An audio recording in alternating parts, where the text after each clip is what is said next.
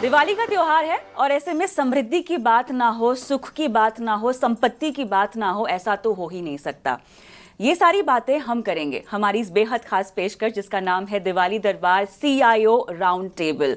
आप सोच रहे होंगे एक तरफ हम दिवाली की बात कर रहे हैं, दूसरी तरफ हमने एक CIO शब्द यहाँ पर जोड़ दिया है, तो चर्चा किस तरह की निकल कर आने वाली है? तो चर्चा निकल कर आने वाली है आपके निवेश की, आपकी समृद्धि की और आपकी खुशहाली की, लेकिन वो एक नए अंदाज में निकल कर आएगी। And the reason why I am saying this is because right now I am sitting with the top notch CIOs of the industries, Harsha Upadhyay, Ashish Gupta and Priti Bhattacharya. Thank you so much for being a part of this very special Diwali episode that's going to go on ET Now Swadesh and ET Now. So, what's up? How is Diwali? Preparations sound good. Markets are on the back of strong returns. Okay. So माहौल अच्छा है, इरादे अच्छे हैं, जोश भी high है और जोश भी तेज है। हाँ, ऑल राइट। हर्षा, संबत की बात कर लेते हैं। 2080 और उसके पहले की भी कुछ संबत हमने जोरदार रिटर्न देखा। इसी की बात करें पिछली दिवाली से लेकर अब की दिवाली तक, तो निफ्टी ने ऑलमोस्ट कितना 30% या उससे कुछ ज़्यादा का रिटर्न अब तक दे दिया है। सबकी नज़र अब 2081 संबत की है। उससे पहले आप में से कोई एस्ट्रोलॉजी करता है क्या? कोई कैलेंडर कुछ पढ़ता है? कोई मुझे बताएगा कि संबत तो की खासियत? आप भी नहीं करते, लेकिन चलिए, क्योंकि हम संबत की बात हमेशा करते हैं दिवाली पर, क्या खास होने वाला है? देखिए, इंडिया ग्रोथ स्टोरी तो अभी तक अच्छा खासा चल रहा है, तो आगे भी जाके यही माहौल रहेगा। लेकिन ज़रूर याद रखना चाहिए कि जो पिछले 3-4 संवत से जो रिटर्न्स बनते आ रहे हैं वो बहुत ही आउटसाइज रिटर्न्स आए हुए हैं, तो उस हिसाब से शायद थोड़ा बहुत एक्सपेक्टेशंस को मॉडरेट रखने चाहिए। लेकिन ज़रूर यहाँ पे अगर लॉन्ग टर्म निवेश करते हैं तो यहाँ से भी आगे जाके वेल्थ क्रिएट होना चाहिए। निवेश करना बहुत ज़रूरी होता है, उसके लिए किसी शुभ मुहूर्त की आपको इंतज़ार नहीं करना चाहिए, दिवाली का इंतज़ार नहीं करना चाहिए। लेकिन ये एक ऐसा मौका होता है जब भी मानसिकता है ना हमारी कि हमने शुभ दिन पर कोई शुभ काम किया है तो इसका नतीजा भी शुभ ही होगा, और इसीलिए बहुत सारे लोग इंतज़ार करते हैं, भले ही धनतेरस हो, भले ही लक्ष्मी पूजा हो, अक्षय तृतीया जैसे माहौल और इवेंट्स का हमें इंतज़ार होता है। क्या आप भी बतौर CIO ऐसा मानते हैं? CIO का मैंने जोड़ दिया है क्योंकि आप लोग फंडामेंटल, टेक्निकल और बाकी ट्रिगर्स और डेटा के हिसाब से काम करते हैं। उसमें अगर मैं ये शुभ तारीख का तड़का डाल दूं तो ये कितना हजम होता होगा आपको? तो हमारा मानना है निवेश के लिए हर दिन ही शुभ है। बिल्कुल सही। हाँ। और मैं हर्षा से बिल्कुल सहमत हूँ कि हमको अपनी एक्सपेक्टेशंस को थोड़ा मॉडरेट रखना चाहिए, क्योंकि जो पिछले 4-5 साल, और मेरा ये मानना है कि अगर आप आज निवेश कर रहे हैं तो रिटर्न को सिर्फ एक समावट के मायने से मत देखिए कि आपका 2081 में कितना, आप देखिए कि अगले 3 साल, अगले 5 साल में क्या रिटर्न बन सकता है। उसी एक्सपेक्टेशन के साथ आप बाज़ार में अभी आइए, क्योंकि बाज़ार पिछले तकरीबन 8 साल से कोई नेगेटिव रिटर्न नहीं दिया है। और ये महीना इसलिए थोड़ा बेटर लग रहा है क्योंकि पिछले महीने मार्केट में करेक्शन हुई है। अभी अगर आप देखें मार्केट में तकरीबन 30% ऐसे स्टॉक हैं जो अपनी पीक से मोर देन 20% करेक्ट हो गए हैं, तो मार्केट में अपॉर्चुनिटीज़ वापस आने लगी हैं। तो इसलिए निवेश के लिए ये अच्छा टाइम है, पर जो पिछले 12 महीने या 24 महीने में रिटर्न बना है सिर्फ वो ही एक्सपेक्टेशन नहीं होना चाहिए। अब इस पूरे माहौल में अगर मुझे FIIs का जाना समझना हो, वैसे तो दिवाली का पर्व हम मनाते भी हैं क्योंकि राम जी का आगमन होता है, ठीक है। अब ऐसे में मेरे ख्याल से राम हमारे घरेलू बाजार के DIIs ही बने हुए हैं, हमारे रिटेल निवेशक तो खास तौर से जिन्होंने बहुत मजबूती से संभाला है। आप मुझे बताइए कितना सहमत है इस बात से? आप FIIs को रावण तो नहीं कर रहे हैं?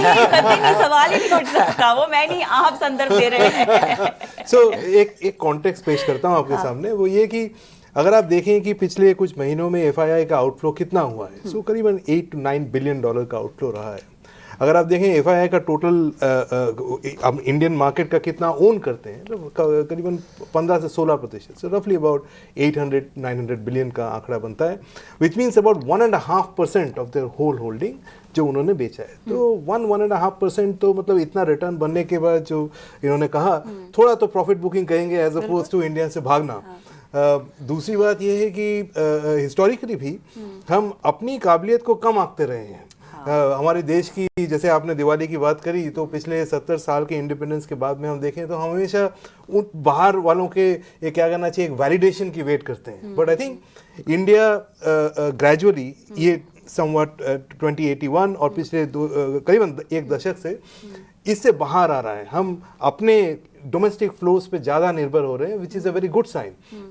वो इसलिए भी क्योंकि हमारा पोर्टफोलियो एलोकेशन इक्विटीज़ के में कम है, और अगर ऐसा हो तो आगे चल के शायद हमारे जो राम लक्ष्मण है, which is the domestic SIP, will drive the market lot more than FIIs. So what will be your expectation of SIP books now for 2081? What do you expect? What should happen? देखिए, अभी हर महीना अगर आप देखते हैं तो कुछ few hundred crore का इंक्रीज दिखाई दे रहा है। तो करीब 25,000 करोड़ है मंथली इनपुट वैल्यू।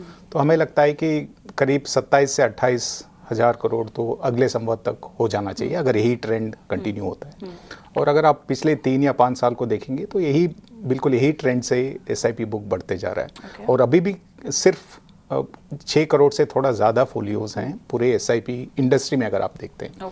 अगर उसमें भी आप यूनिक इन्वेस्टर्स को देखेंगे, क्योंकि हर एक फैमिली में शायद हस्बैंड वाइफ या बच्चे भी या पेरेंट्स भी इन्वेस्ट किए हुए हैं, और एक म्यूचुअल फंड नहीं, शायद 2-3 म्यूचुअल फंड्स में किए।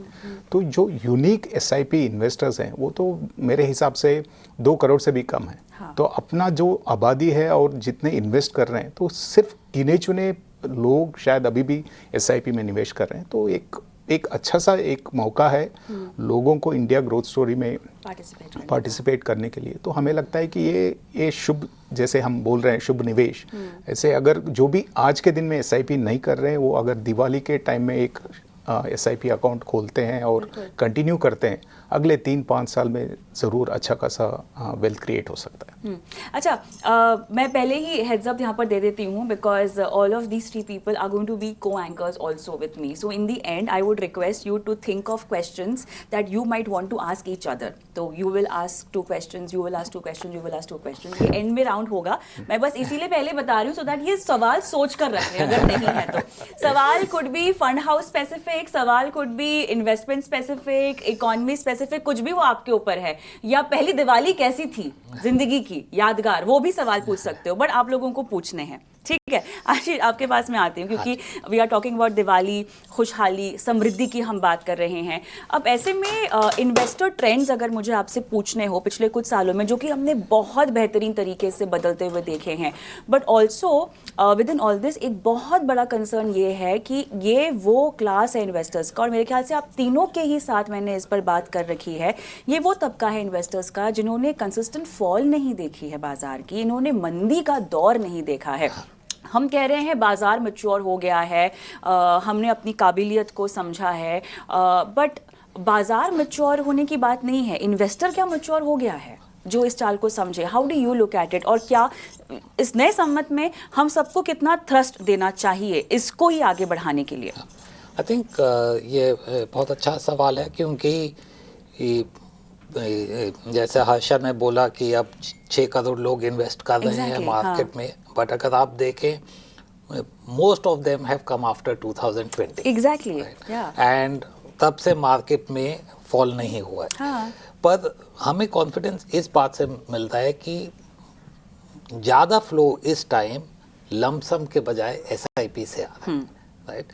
और अगर हम इन्वेस्टर बिहेवियर देखें कि कितने टाइम वो SIP चलाते हैं, कितने टाइम के बाद वो अपना रिडीम करते हैं, तो वो क्लियर पैटर्न दिख रहा है कि कंपेयर टू हम सब लोग 25-30 साल से इंडस्ट्री में हैं, तो पहले लोग आते थे कि ये साल अच्छा है, इस साल इलेक्शन है, हम जनवरी में इन्वेस्ट करेंगे, मई में, दिसंबर में रिडीम कर लेंगे।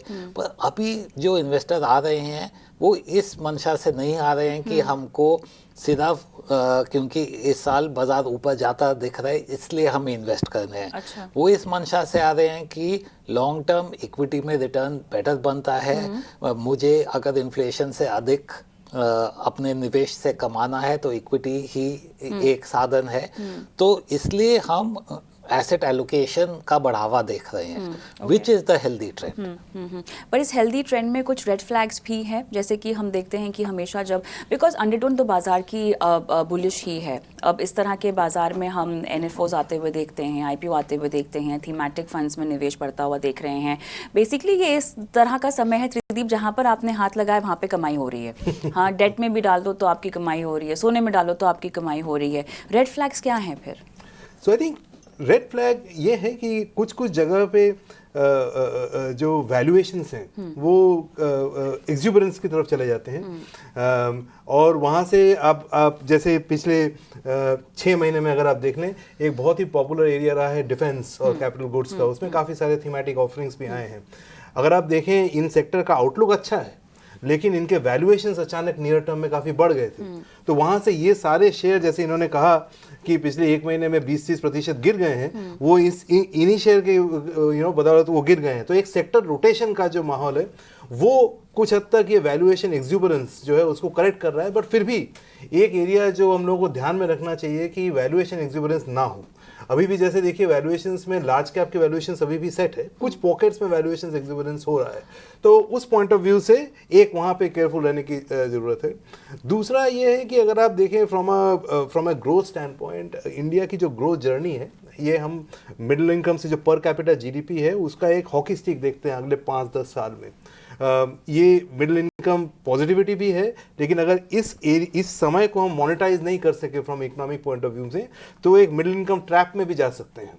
तो अगर आप लॉन्ग टर्म जो थ्रेट अगर आप बोलेंगे तो वो है, तो कि हम उसको ना अवॉइड करें, हम हमारा पर कैपिटा GDP जैसे चाइना ने देखा 1 दशक पहले कि पर कैपिटा GDP डबल हो गया, वो हम कर लें। सो अगर 10 साल में वो कर सकते हैं, तो ऐसा देखा गया है कि जो बाकी डेवलप्ड मार्केट्स हैं जैसे जापान, कोरिया, ताइवान, यहाँ के जो इक्विटी मार्केट्स थे कहीं गुना हुए थे ऐसे समय में जब ये डेवलपमेंट हुआ था, GDP पर कैपिटा डबल हुआ था। तो इंडिया का भी वो फेज अभी है, तो एक वो पॉजिटिव है, पर उसके सामने मिडिल इनकम ट्रैप जो है वो उससे बचना है, वो एक हमारा नेगेटिव है। आप क्या कहेंगे फिर वैल्यूएशन एक्सुबरेंस पर? देखिए, वैल्यूएशन एक्सुबरेंस शायद हर एक चीज़ में नज़र नहीं आ रहा है। जैसे त्रिदीप ने भी कहा कि लार्ज कैप अगर आप देखते हैं तो वहाँ पे शायद आज के दिन में भी अगर आप निवेश करते हैं, लमसम भी इन्वेस्ट करते हैं, तो अगर आपका निवेश का होराइजन अगर 3 या 5 साल है तो वहाँ पे कम रिस्क है। तो इक्विटी मार्केट में तो ऐसा तो नहीं बोल सकते हैं कि ज़ीरो रिस्क है, लेकिन बहुत कम रिस्क है और रीज़नेबल रिटर्न्स मिलने चाहिए।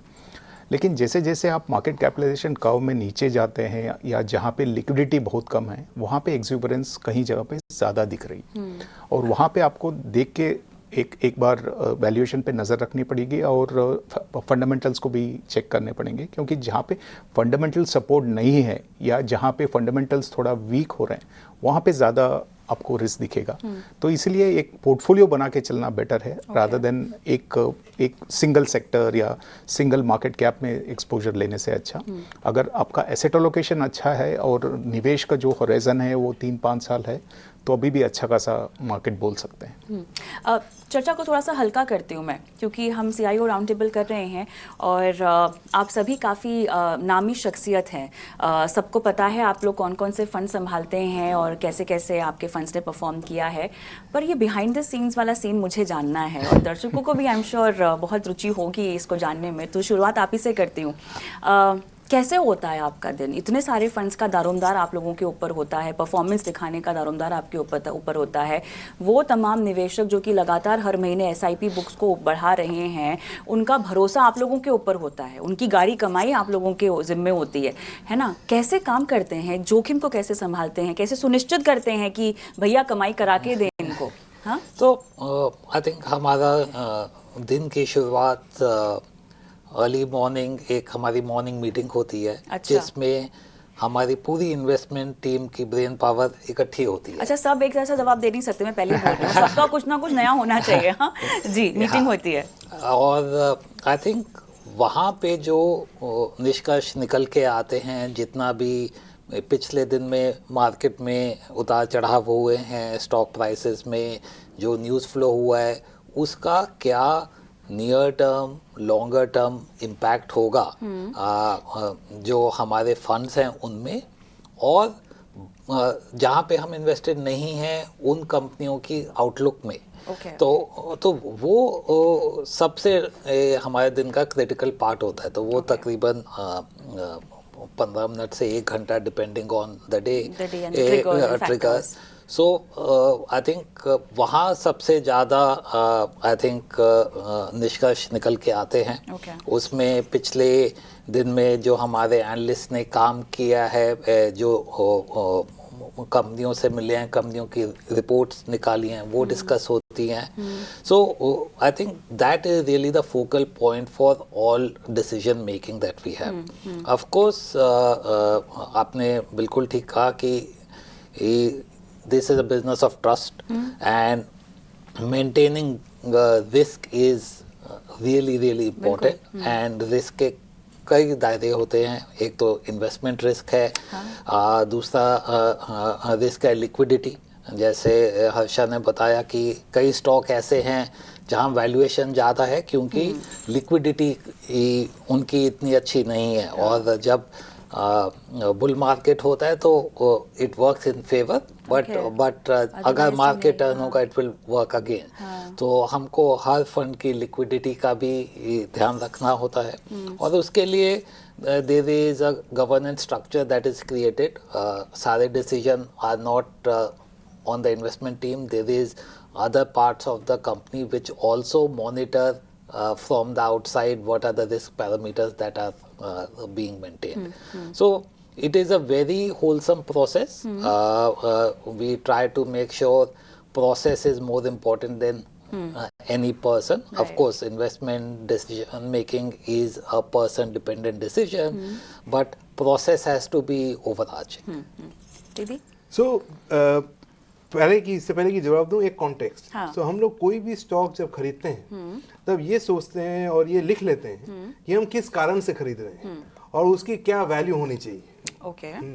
सो जो हमारा भी दिन ऐसे ही शुरू होता है एक मॉर्निंग मीटिंग में, बट उसमें जो मेन हम लोगों का फोकल पॉइंट रहता है वो ये सोचना रहता है कि जिस तरीके से हमने सोचा था कि ये आगे चल के 3-5 साल में ये ट्रेंड फलित होगी और उसके हिसाब से इसका वैल्यू यहाँ से यहाँ होना चाहिए। सो अभी ऑनगोइंग बेसिस में जैसे क्वार्टरली नतीजे आते हैं या फिर कोई न्यूज़ फ्लो आया, उससे वो जो स्टॉक है उसका जो फ्लो है वो सेम डायरेक्शन में है कि गलत जगह पे डायरेक्शन पे है। अगर सेम डायरेक्शन में है तो हम लोग ज़्यादा most of the times action कम लेते हैं, इसलिए हमारा जो लिक्विडिटी क्या बोलते हैं टर्नओवर रेशियो है वो कम होता है। लेकिन अगर वो गलत डायरेक्शन में जा रहा है तो अगर आपने सो काफ़ी हो सकता है जैसे कहीं पे कुछ कॉर्पोरेट गवर्नेंस इशू आ गया या फिर मान लीजिए मैनेजमेंट चेंज हो गया, ऐसा कुछ बड़ा चेंज होगा, तब हम जाके उसमें फिर स्टॉक एक्शन नॉर्मली लेते हैं। वरना हमारा मेन जो डिस्कशन पॉइंट वो ये रहता है कि जो हमने सोचा था उसके बनिस्बत अभी कहाँ है, नतीजे ठीक तरीके से हैं तो हम उस हिसाब से फिर आगे बढ़ जाते हैं। इसलिए जो डिसीजन मेकिंग है वो डिस्कस सब कुछ होता है, लेकिन एक्शन पॉइंट केवल उस जगह पे जहाँ पे चीज़ें सही नहीं जा रही हो, या फिर अगर कोई सही जा रही हो तो शायद पोजीशन बढ़ा ले। तो उस पॉइंट ऑफ व्यू से डेली जो टर्नओवर है उसको मिनिमाइज रखते हैं और अपना जो आउटलुक है वो लॉन्ग टर्म रखते हैं। तो एक उस हिसाब से लॉन्ग टर्म मैनेजमेंट हो जाता है। Right. तो उससे काफ़ी हद तक daily day to day pressure कम होता है। एंड अल्टीमेटली इसका जो फोकल पॉइंट है जो इन्होंने भी कहा प्रोसेस, वो प्रोसेस सबसे ज़्यादा की है कि हम लोगों को ये मालूम होना चाहिए जो भी शेयर हम खरीद रहे हैं उसका वैल्यू क्या है। एक प्राइस है और एक वैल्यू होता है, जब तक वो क्लियर हो तब तक जीवन में शांति रहती है और फंड की परफॉर्मेंस बनी रहती है। बिल्कुल। अच्छा, बिल्कुल जो आशीष और त्रिदीप ने कहा वो सभी चीज़ तो करते ही हैं। और दूसरा मैं थोड़ा अलग बताना चाहूँगा कि लोग ऐसे सोचते हैं कि शायद फंड मैनेजर है तो शायद 9 बजे से लेके 3:30 बजे तक कंप्यूटर के सामने प्राइसेस देख रहे हैं, ऐसा तो नहीं होता है। क्योंकि अभी आज का दिन देखिए स्टूडियो में बैठे हुए हैं और मार्केट चल रहा है, राइट। क्योंकि जब हम पोजीशंस लेते हैं तो एक रिसर्च टीम हमारे पीछे है जिन्होंने रिकमेंडेशन दिया है, उस हिसाब से हमने कुछ पोजीशन लिया है और वो आज के लिए या कल के लिए नहीं लिया है, कुछ सालों के लिए लिया है। तो उस हिसाब से ऐसा तो नहीं है कि हर मार्केट मूवमेंट हमें कुछ उस तरफ से असर पड़ता है कि हम उसी के सामने बैठना पड़ता है। हो सकता है कुछ पोजीशंस हो जहाँ पे फंडामेंटली कुछ चेंज हो रहा है या कुछ ऐसे आपको डिसीशंस लेने पड़े बिकॉज इनफ्लोज आए हैं, आउटफ्लो आना है, तो उस दिन शायद आपको कुछ करना पड़ेगा। लेकिन ज़रूरी नहीं है कि हर दिन आप हर समय पे आप कुछ निवेश कर रहे हैं या ट्रेड कर रहे हैं। तो वो एक चीज़ है। और दूसरी है कि ऐसा तो नहीं है कि फंड मैनेजर्स हैं इसलिए वहाँ पे कोई हंसी मजाक नहीं हो रहा है या सब सीरियस बैठे हैं, ऐसा तो नहीं होता। क्योंकि मैंने देखा हुआ, मेरी वाइफ सर्जन है, तो सर्जरी के टाइम में भी वहाँ पे भी वो म्यूज़िक सुनते हैं, म्यूज़िक सुनते हैं और हंसी मजाक चलता है, ये सब होता है, राइट। तो हमारे में भी ऐसा हो सकता है कि कोई स्टॉक गिरा है, जब मैं ये बोलूँगा तो लोग सोचेंगे कि क्या फंड मैनेजर्स हैं कि स्टॉक गिरा है तो फिर हंस रहे हैं। तो हो सकता है वो कोई मजाक कर रहा है, सब चलता है। लेकिन सबको पता है कि ये मजाक है, लेकिन बागी पीछे जाके हमें उसके ऊपर फिर विश्लेषण करने पड़ेगी। तो नॉर्मल डेली लाइफ ही रहता है, लेकिन थोड़ा सा अलग है बिकॉज एक प्रोफेशन है तो उसके हिसाब से चलना पड़ता है। बिल्कुल। तो ऐसा बिल्कुल भी नहीं है कि आप जो है भवे चढ़ाकर और एकदम नो, बिल्कुल गंभीर मुद्रा में अपने अपने स्क्रीन पे लगे रहते हैं, ऐसा कुछ नहीं होता। चलिए अब मैं थोड़ा सा रुकती हूँ और अब कमान आपके ऊपर है। तो आशीष, आप शुरुआत कीजिए, क्या सवाल पूछने हैं दोनों से? दो सवाल हैं दोनों के। अच्छा, तो हर्षा के लिए तो एक सवाल है मेरे दिमाग में। इनफैक्ट कल ही मैंने आपके नए फंड का एडवर्टाइजमेंट देखा था और उसमें एक बहुत इंटरेस्टिंग टैगलाइन है कि लंप सम इन्वेस्ट करिए only if you are investing for more than 5 years। सो एमएनसी फंड का था कि एसआईपी करिए, लंप सम करिए तो 5 साल मिनिमम होना चाहिए। 5 साल। तो Harsha, what is the thought behind? नहीं, बिल्कुल यही जो हम डिस्कस भी कर रहे थे कि आज के दिन में वैल्यूएशंस महंगे हुए हैं।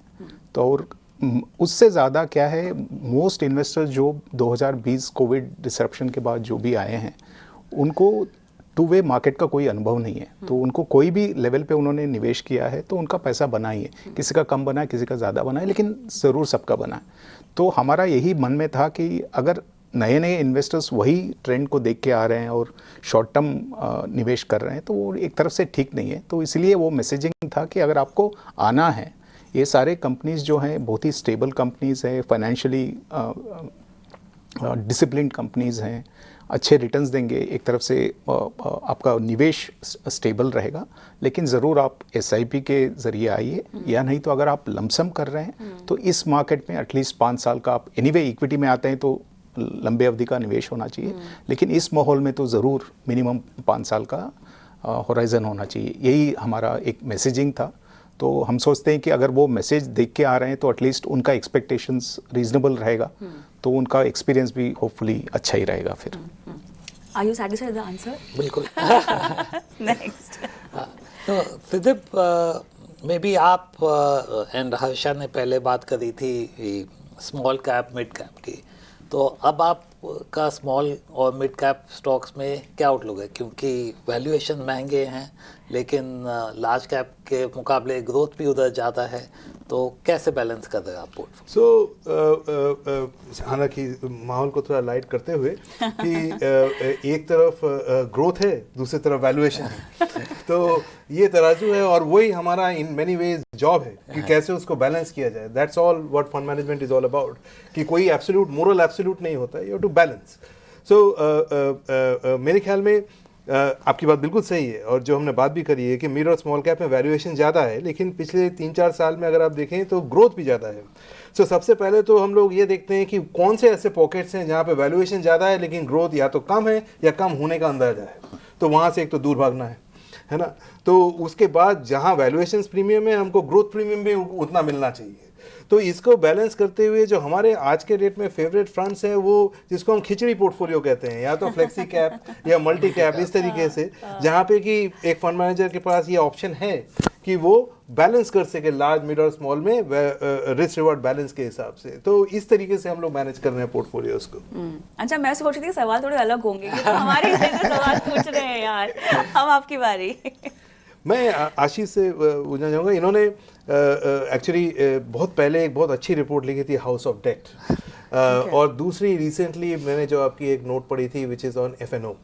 तो पहला from a house of date point of view economy में कुछ ऐसा रिस्क वगैरह देखते हैं, और दूसरा FNO मार्केट में अभी रिसेंटली रेगुलेशंस वगैरह आए हैं, तो has that nailed the issue, और आपको लगता है कि और आना बाकी है? सो आई थिंक पहला सवाल का जवाब बहुत सिंपल है, क्योंकि आई थिंक पिछले जो 5-7 साल में हमने देखा है इंडिया में जो डीलेवरेजिंग हुई है, और जिस रिपोर्ट की आप बात कर रहे हैं वो 2011-12 की थी, तो तब कॉर्पोरेट इंडिया में बहुत ज़्यादा डेट था, और कॉर्पोरेट डेट की प्रॉब्लम फिर वो बैंकों की प्रॉब्लम बन गई। तो उस दशक में इंडिया ने बहुत स्ट्रगल किया, because there were that corporate side में, there was a problem in the banking, and this is completely opposite of that. हम कहीं भी ओवर लेवरेजिंग नहीं देख रहे, कॉर्पोरेट्स में कोई ओवर लेवरेजिंग नहीं है, बैंकों की बैलेंस शीट बहुत क्लीन है। आपने नतीजे देखे ही होंगे, पिछले हफ्ते बैंकों के रिजल्ट आए हैं, तो एनपीए बैंकों के 1-2% के करीब हैं, उनका कैपिटल लेवल अच्छा है, एनबीएफसीज की बैलेंस शीट भी क्लीन है, तो जो हमने 2018-19 में देखा था, तो actually one of the reasons I think market का वैल्यूएशन इतना बढ़ा हुआ है, क्योंकि ये मैक्रो रिस्क नहीं है। तो अगर हम बोलें कि मार्केट में करेक्शन भी आता है, तो कोई डीप करेक्शन इसीलिए नहीं लगता क्योंकि मार्केट में डीप करेक्शन लेवरेज के कारण ही आता है, क्योंकि there is forced selling, right? So I think on that count we feel very very comfortable. On F&O I think ये सेबी ने स्टेप्स लाए हैं, I think these are the first steps, so I am sure इनका impact होगा। I think by February we will be clear when all the measures are implemented कि इससे 20%, 25%, 30% कितना volume में कमी होती है। And the good thing is SEBI is targeting really one pocket which is expiry day index option, जहाँ सबसे ज़्यादा फ्रॉथ है। बट SEBI के आप स्टेटमेंट देखें तो वो भी क्लियरली बोलते हैं कि वो देखेंगे कि अगर intended objectives are not met, so they can come up with something else. Something else. Second question. So Harsha के लिए, Yeah. जैसे आपने अपने टीम को इतने लंबे समय से मैनेज किया, ट्रांजिशन को कैसे मैनेज करते हैं when different people move on and you sort of build fund house for a long term? Trideep, we were really fortunate not to have too much of attrition all these years.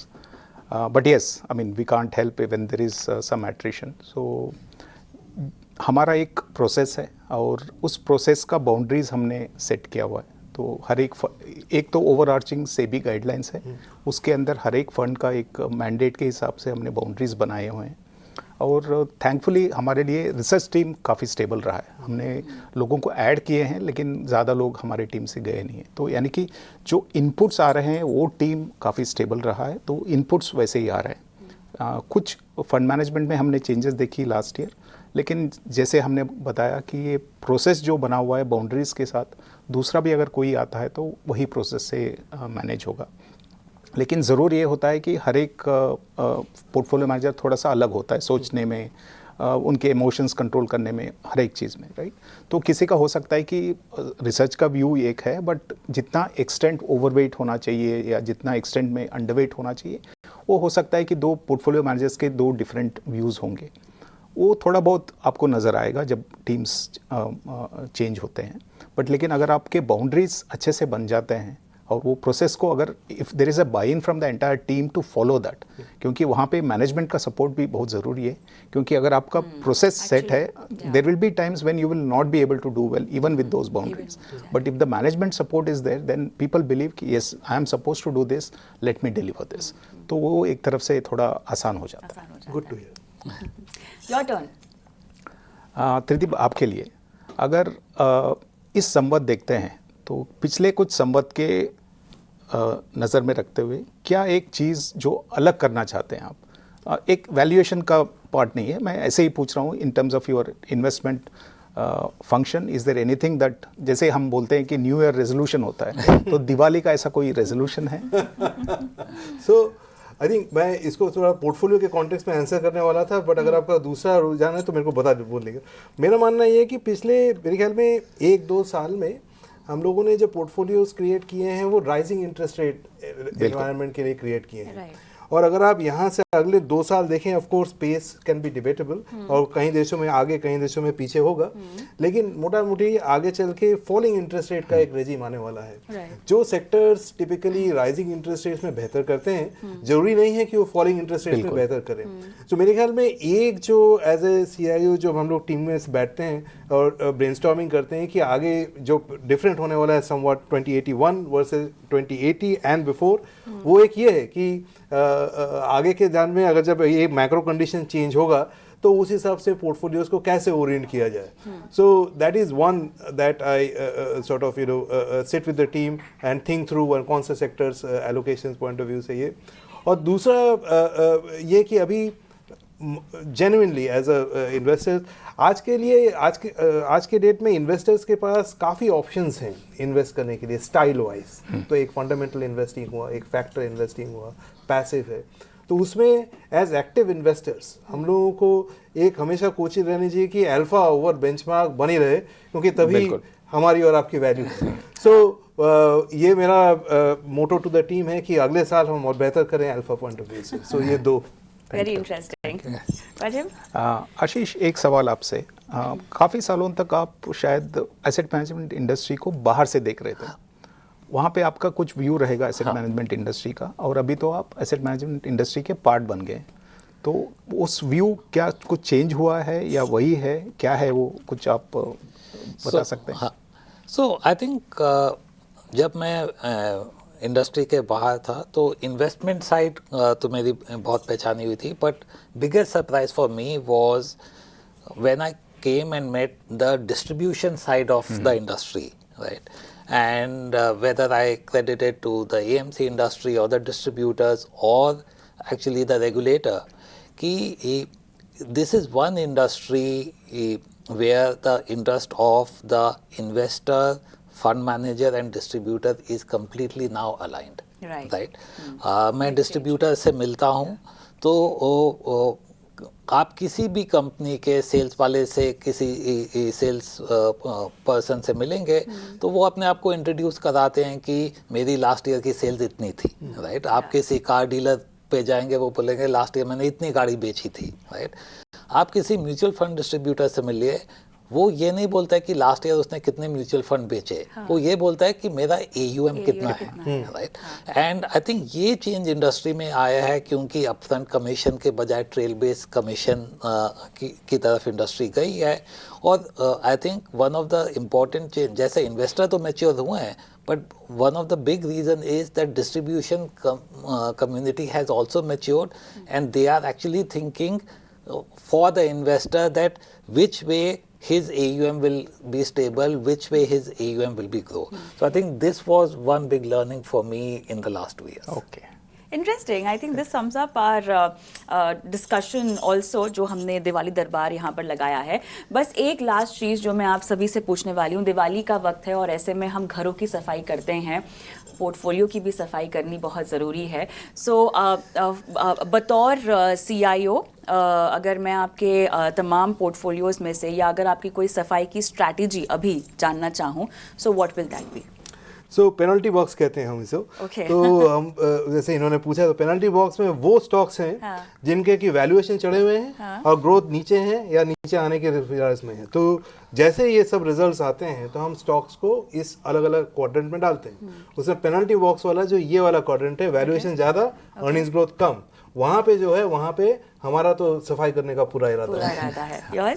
I think पिछले 2 सालों में हमने देखा है कि हमारे funds के अंदर नंबर ऑफ स्टॉक्स बहुत ज़्यादा बढ़ गए हैं, क्योंकि मार्केट में एक तो काफ़ी नए IPOs आए हैं, काफ़ी नई कंपनियों ने पैसा भी रेज किया है। उसके अलावा अगर हम पिछले 10-15 सालों के कंपैरिजन में देखें, लास्ट 2-3 साल में कई तरीके की कंपनियां, कई इंडस्ट्रीज अच्छा कर रही हैं। तो ऐसा नहीं है कि सिर्फ बैंकिंग सेक्टर अच्छा कर रहा है या सिर्फ FMCG अच्छा कर रहा है। अभी आप देखें across the spectrum virtually every sector is doing well and lot of companies are doing well. और हमारा ये मानना है कि ये जब एक बार अप साइकिल होती है तो it lifts all boats, Right. But बाद में जरूरी नहीं है कि सभी कंपनियां, so we are looking to now consolidate, so the number of stock that will be in the portfolio, my sense is by end of next year will be lower than what we have today. Harsha?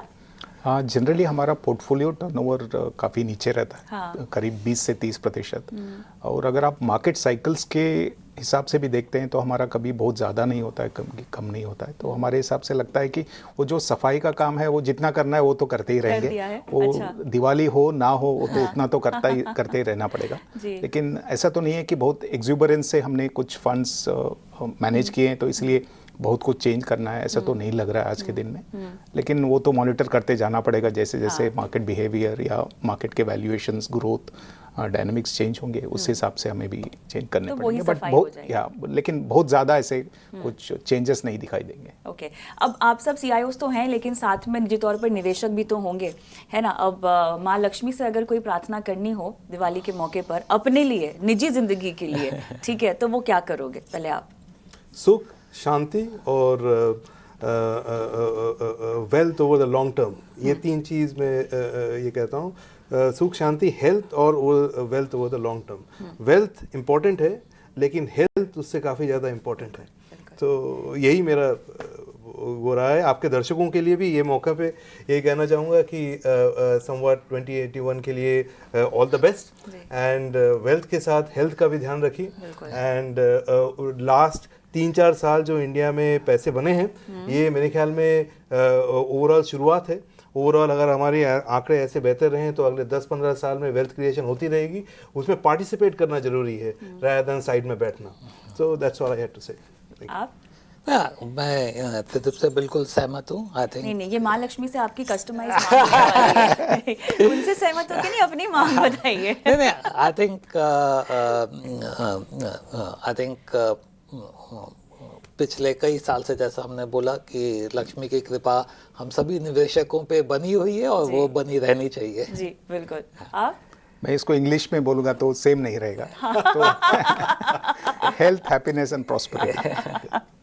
चलिए, सुख, समृद्धि, खुशहाली और इसी प्रार्थना के साथ आप सभी को दिवाली की और नए वर्ष की बहुत बहुत शुभकामनाएं। और आपसे फिर लगातार मुलाकात होती रहेगी। बाजार के हर उतार चढ़ाव में हमेशा आप रहते हैं दर्शकों के साथ, उनकी हैंड होल्डिंग के लिए, उनको मार्गदर्शन दिखाने के लिए बहुत बहुत धन्यवाद आपका इस चर्चा में आपने शिरकत की। Thank you very much. और इसी के साथ मुझे भी दिवाली दीवार में इजाजत दे। उम्मीद करते हैं कि आपको चर्चा हमारी पसंद आई हो। और इसी के साथ ET Now और ET Now स्वदेश की पूरी टीम की तरफ से आप सभी को दिवाली की ढेरों शुभकामनाएं। नमस्कार।